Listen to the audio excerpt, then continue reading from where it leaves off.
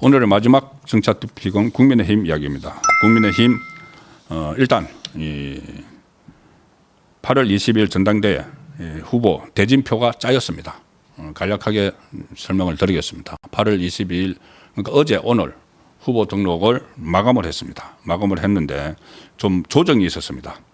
가령 당 대표 출마 의사를 밝혔던 장성민 전 의원은 출마를 포기를 했고, 양향자 전 의원은 대표가 아니고 최고위원 쪽으로 출마를 이제 돌렸습니다.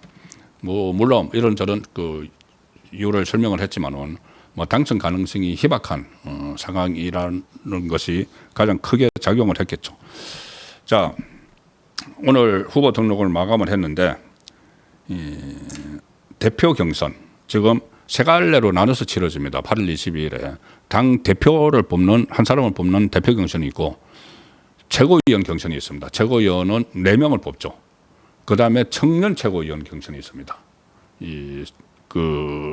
일정 부분 연령 제한이 있어서 거기서 한 사람을 뽑는데, 일단 당 대표 경선에는 이제 2사람이 빠지고 장성민, 양향자가 빠지고 5사람이 남았습니다. 5사람. 가나다 순으로 말씀드리면은 김문수 전 고용노동부 장관, 안철수 의원, 장동혁 의원, 조경태 의원, 주진우 의원, 이렇게 5사람이 경합을 벌입니다. 지금 여론조사들을 종합을 하면은 이게 뭐 일반 여론조사를 하면은, 그러니까는 국민의힘 지지층이나 민주당 지지층이나 중도층이나 다 참여를 하는 그 여론조사를 하면은 조경태가 1위로 나온 때가 있습니다. 그것은 역선택이죠. 역선택. 민주당, 원래 조경태는 민주당 출신입니다. 민주당 출신이 조경태가 1위를 하지만은 이게 국민의힘 지지층을 놓고 보면은 조경태는 그 한 자릿수로 쭉 내려갑니다. 국민의힘 지지층이 중요하죠. 일단 예비 경선 말고 본 경선은 80%가 책임당원이고 20%가 일반 여론조사이기 때문에, 그런데 국민의힘 지지층만을 놓고 보면은 김문수 후보가 압도적으로 지금 1위고, 이 장동혁 후보가 추격을 하고 있습니다. 추격을 하고, 이 주진우 의원이 뒤늦게 출발했는데 주진우 의원이 다크호스로 좀 등장을 하는 그런 상황인데, 앞으로 한 20일 남았으니까 또 어떤 변수가 생기면은 당권이 어디로 갈지는 좀 더 지켜봐야 되는 상황입니다. 그리고 최고위원 후보가 이번에 참 최고위원들이 상당히 인기가 없죠. 이번에 최고위원들, 그전에는 최고위원 경선도 좀 치열했던 그런 기억이 있는데, 그때 한동훈 선출할 때 그때 김재원, 김민전, 인요한, 장동혁, 청년에는 진종호 이렇게 경합을 많이 했는데, 이번에는 사람은 굉장히 많이 나왔습니다. 그런데 좀 관심이 떨어지는데 4명을 뽑는 최고위원회 14명이 나왔습니다. 14명. 일단 가나다 순으로 쭉 빨리 불러드리면은 강성현 전 국회의원 후보자, 김건식 서울 송파병 당협위원장, 김민수 전 대변인, 김소연 변호사, 김재원 전 최고위원, 김태우 전 서울 강서구청장, 류여해 전 최고위원, 손범규 인천 남동갑 당협위원장, 그다음에 신동욱 의원, 양향자 전 의원, 장영아 변호사, 최수진 대웅제약연구소장, 하문경 서울 마포울 당협위원장, 홍석준 전 의원, 항시혁 대구 청년혁신아카데미 이사장, 이렇게 됐는데 현역 의원이 이 안에서 신동욱 의원이 유일합니다. 유일한 현역 의원이 출마를 했습니다. 청년 최고위원은 한 사람을 뽑는데 4사람이 출사표를 던졌습니다. 박홍준 중앙청년위원장 정무대행이고, 손수조, 그때 박근혜 키즈라고 불렸던 손수조 리더스클럽 대표, 그 다음에 우재준 의원, 여기도 현역 의원이 한 사람이 있습니다. 그 다음에 최우성 청소의 프로 대표. 자, 이렇게 이 대진표가 일단 짜여졌습니다. 자, 그런데 지금 국민의힘에서 여러 가지 일들이 논란이 막 일어나고 있죠. 오늘 각 특검이 지금 우파 진영을 향해서 무차별적으로 경쟁적으로 세 개의 특검이 막 뒤지고 있죠. 막 털고 있는데 파편도 막 튀고 있습니다. 파편. 워낙 무차별적으로 막 수사를 벌이다 보니까 여러 자료들을 들여다보고 하니까는 생각하지도 않았던 그런 사건들이 막 덜쳐지고 있는 거죠.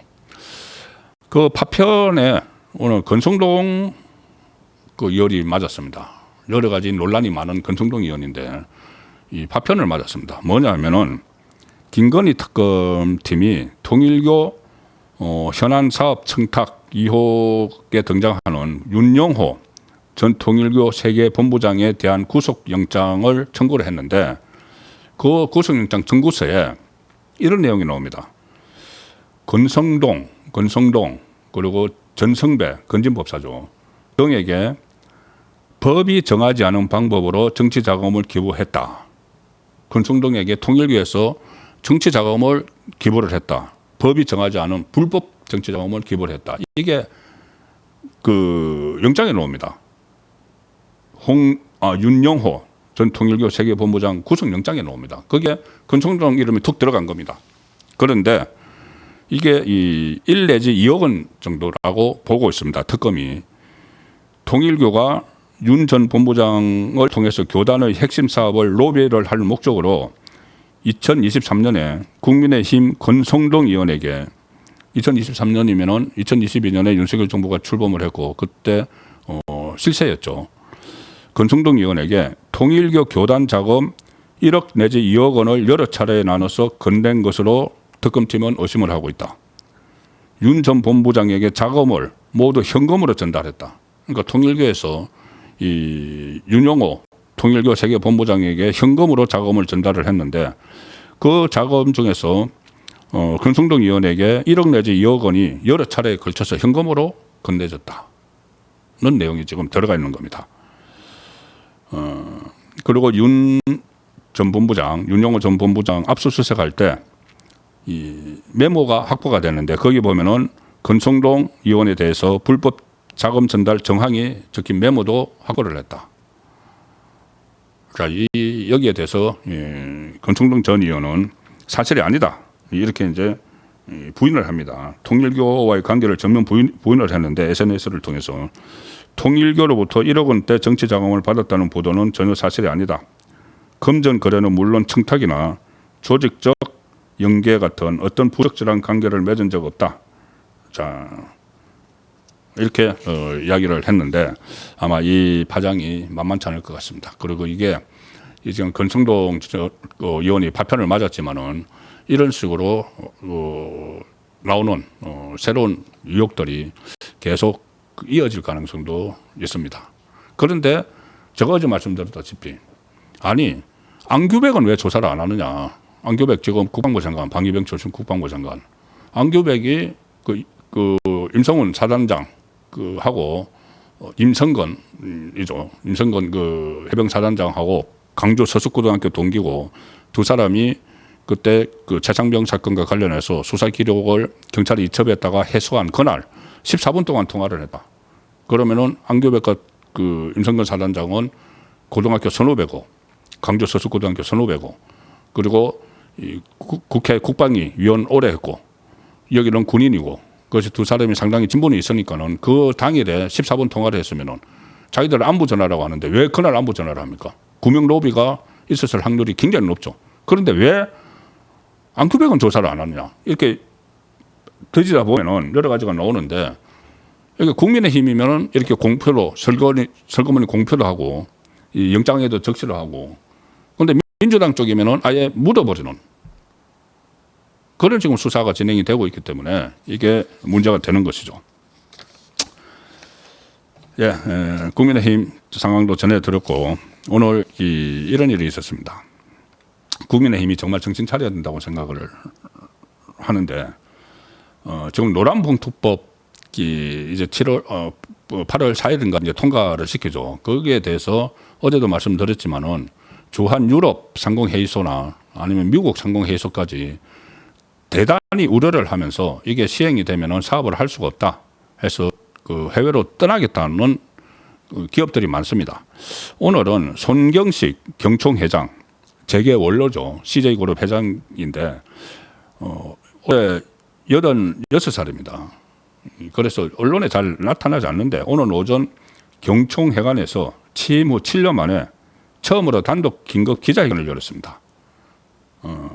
긴급 기자회견을 열어서 이 노란봉투법이 통과되면은 기업들이 해외로 나갈 수도 있다.